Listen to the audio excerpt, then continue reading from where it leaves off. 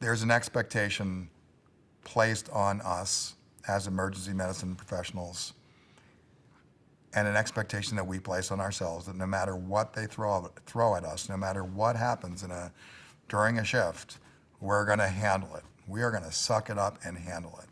And what's really happening is that the more that gets thrown at us, the more distressed we're becoming.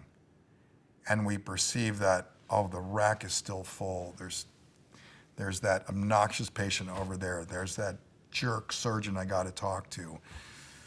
The administrator said, we got to get that patient upstairs within an hour, and it's already an hour and 20 minutes.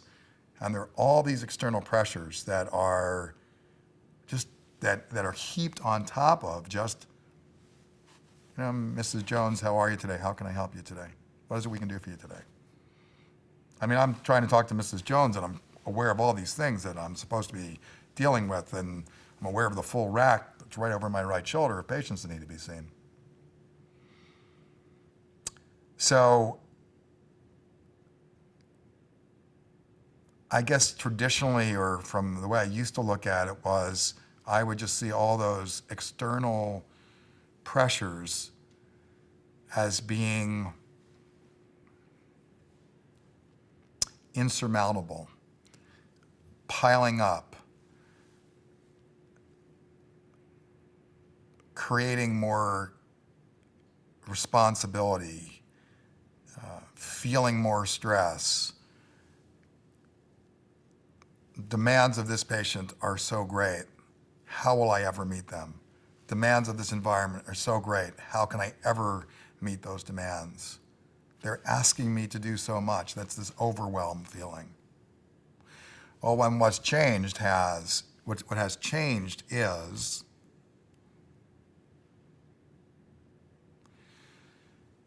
that I realize that, in fact, there's not one of those things that's going to hurt me in the moment.